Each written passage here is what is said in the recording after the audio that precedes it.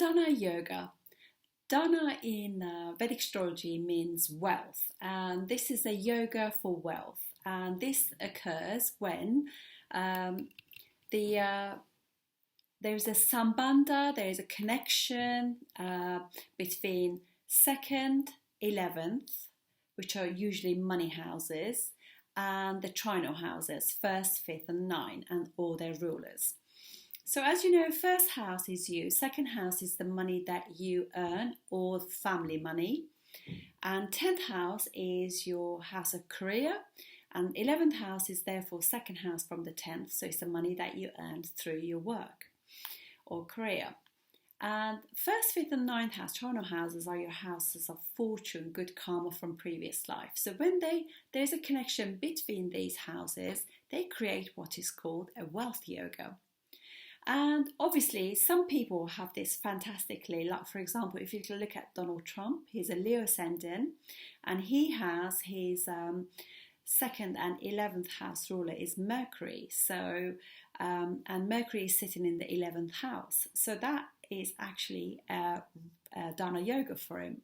And 11th house ruler Mercury is also aspecting his 5th house of Sagittarius. So that again is another one. I mean, he's got multi things going on there. But anyway, this is so I just wanted to just touch on this.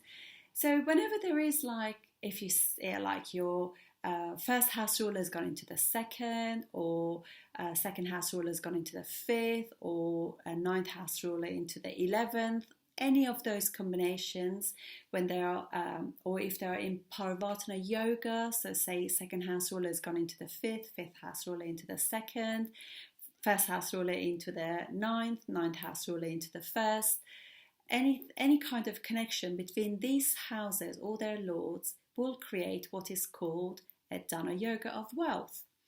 And obviously, if they're blemishless, if they don't have any malefic kind of aspect on them, and so they are actually pretty good.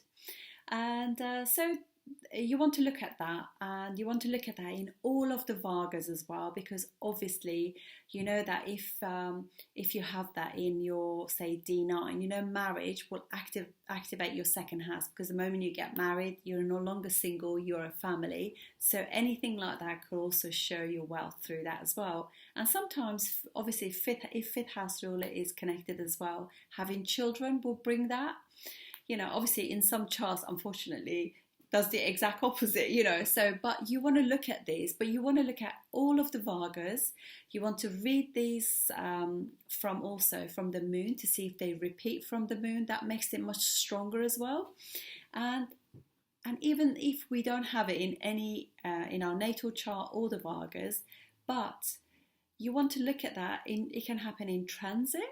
So if your second house ruler ends up in your 11th house, all of a sudden during that time of the transit, you can actually come to some money. It doesn't have to have loads of money or something, but yeah, it still creates some wealth for you. And obviously one of the beauties of Vedic astrology is the dashas as well. Have a look at them for the dasha lord. So if your dasha is activating your a stronger house, and that house becomes your second house or 11th house or 9th house, then that way it can actually create that Dhana yoga for you as well. So this is, remember, their first, second, 5th, 9th and 11th houses. It can be through one of the planets going into one of those houses. So the first house ruler goes into one of those houses, or any of those planets, and or if they can aspect it as well. And yeah, so hopefully you can find out and see if you're going to get it through a dasha or through a transit, or you might have it in your chart of Vargas. So I'll see you on the next one. Thank you.